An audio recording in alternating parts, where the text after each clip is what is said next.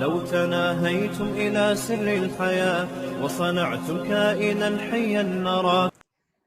يسألونك عن الخمر والمیسر قل ما يسألونك ماذا ينفقون. اتنی اہم آیتیں ہیں نا، آج اللہ کرے یہ ٹاپک کمپلیٹ ہو جائے. آج اللہ کہتے ہیں یہ پوچھتے ہیں کیا خرچ کریں. اللہ نے فرمایا یہ مت پوچھو کیا خرچ کریں، یہ پوچھو کہاں خرچ کرنا ہے. کیا کرنا ہے وہ تمہارے اوپر ہے، ٹھیک ہے نا، وہ تمہارے اوپر ہے. اس لیے خرچ کرنے میں فللوالدین، سب سے پہلے اپنے والدین. ایسا نہ ہو کروڑوں میں کھیل رہے ہو اور ابا پھٹ پٹی بائک پہ. ایسے ہیں لوگ، وہ بیچارے کو جو ریٹائرمنٹ کے پیسوں سے اس نے پرانی بائک خریدی تھی اب تک وہ اسی پھٹ پٹی بائک پہ گھوم رہا ہے. تو سب سے پہلے کیا، اماں کے دانت لگوا دو.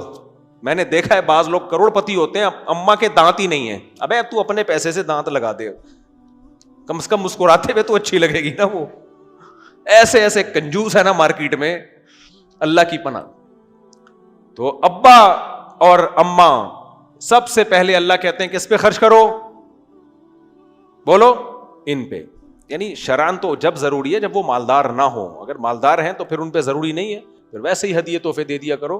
لیکن اگر مالدار نہیں ہے یا آپ بہت مالدار ہو گئے، ان کا وہ اسٹینڈرڈ نہیں ہے، تو تھوڑا سا وہی اسٹینڈرڈ ان کو بھی دینے کی کوشش کرو جو کس کا ہے، جو آپ کا ہے. اچھا بھائی، اور والاقربین، اس کے بعد رشتہ دار، قریب سے قریب تر. بیوی بچے تو ہیں ہی نا، ان کا اللہ نے اس لیے الگ سے ذکر نہیں کیا، وہ تو سب سے پہلے اسلام میں ہیں ہی. اور پھر جو ہے قریب سے قریب تر، جو جتنا قریبی رشتہ ہوگا. پھر یتامہ، یتیموں پر. جو قریبی رشتہ دار میں جو یتیم ہے اس کا حق دوسروں سے زیادہ ہے. بھتیجا ہے، بھانجا ہے، وہ یتیم ہو گیا تو اس کا حق زیادہ ہے. والمساکین، عام غریبوں پہ خرچ کرو. وابن السبیل، مسافروں پہ خرچ کرو. پہلے زمانے میں مسافر بیچارہ بے یار و مددگار ہوتا تھا. آج کل کے مسافر تو بائی ایئر ٹکٹ پہ آتے ہیں، ہوٹل بک کراتے ہیں. ایسا نہ ان کو زکات دینے چلے جائیں آپ لوگ، ٹھیک ہے.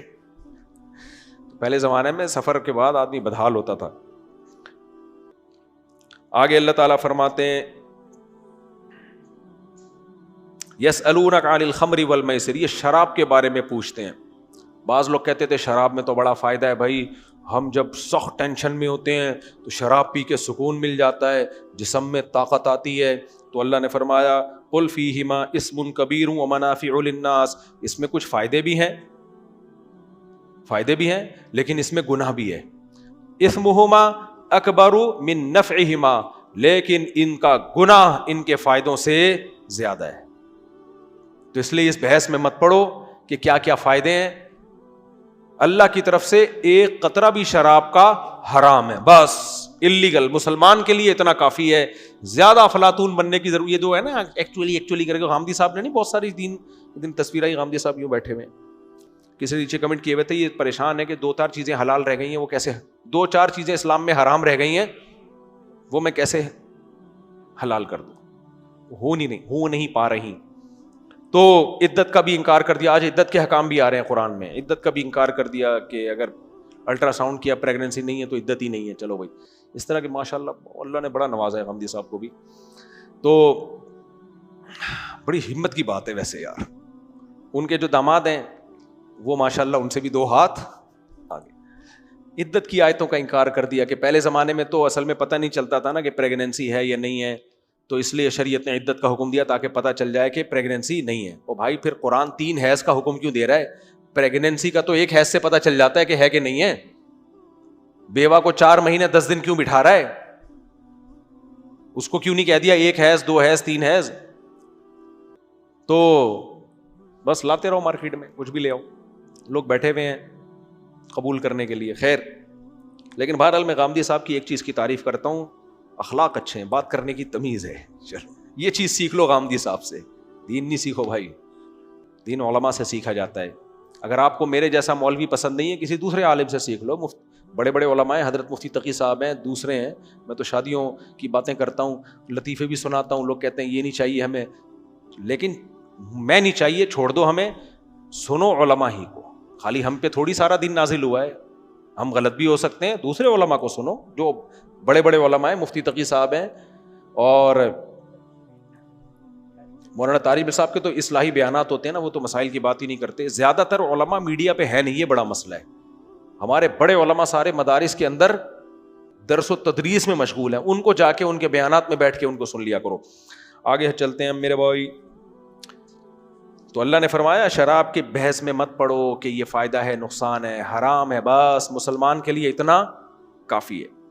آگے اللہ تعالیٰ فرماتے ہیں صحابہ کرام نے یتیموں کے بارے میں بڑا ڈرا کرتے تھے کہ یتیم کا مال اللہ نے حرام کر دیا, اب یتیم بچے کو پال رہے ہیں تو اس کا راشن کیسے الگ کریں, اس کی روٹی الگ پکے گی, یہ تو بڑا مسئلہ ہو گیا نا. تو اللہ نے کہا کوئی بات نہیں, اس کا نان نفقہ اپنے نان نفقے کے ساتھ مکس کر لو, لیکن اس نیت سے نہیں کہ میں اس کا زیادہ کھا جاؤں گا, اس کا زیادہ کھا, بلکہ اس نیت کے ساتھ کہ ملا جلا برابر برابر کھا لیں گے. اب کون ایک ایک پائی کا حساب رکھے, مشکل ہے. باقی اللہ فرماتے ہیں واللہ یعلم المفسد من المصلح, اللہ کو پتہ ہے, اللہ سے نہیں چھپ سکتے کہ کس کی نیت میں کھوٹ ہے اور کون ٹینشن سے بچنے کے لیے کر رہا ہے. بعض اوقات نیت میں کھوٹ ہوتا ہے, سب ملا کے کھا لیا, جو مدسلہ لا لیا, جو سامنے آیا کھا لیا. آپ نے دیکھا ہوگا نا بوٹیاں رکھی ہوئی ہوتی ہیں برتن میں, یوں گھما لی, یوں کر کے ادھر سے کھا لی, پھر یوں گھما کے دوبارہ یہ والی بھی کھا لی, صحیح ہے نا. تو اللہ کہتے ہیں یتیم کا مال بعض دفعہ اس لیے مکس کیا جاتا ہے کہ اب کون بیٹھ کے روٹیاں گنے گا, آدھا آٹا اس کا آدھا تمہارا, مکس کر کے 4 پراٹھے بنے, 3 تم نے کھا لیے اور 1, تو چلو کبھی ایسا ہو گیا اگلے دن وہ 3 کھا لے تم 1 کھا لو, روز ہی تم 3 کھا رہے ہو اور کہہ رہے ہو مکس ہے تو اب کون گنے. تو اللہ کہتے ہیں اللہ کو پتہ ہے, دنیا کو دھوکہ دے سکتے ہو, اللہ کو دھوکہ نہیں دے سکتے. اس سے پتہ چلتا ہے اسلام میں یتیم کے مال کی حفاظت کا کتنا حکم ہے. اللہ اس کا راشن آٹا چینی مکس کر کے بھی کہہ رہے احتیاط کرو, اور یہاں باپ مر جاتا ہے, بڑا بھائی چھوٹے بھائی کی وراثت کھا جاتا ہے, بھتیجے کی وراثتیں کھائی جاتی ہیں. یہ چل رہا ہوتا ہے مارکیٹ میں. ہوا و حرص والا دل بدل دے, میرا غفلت میں ڈوبا دل بدل دے.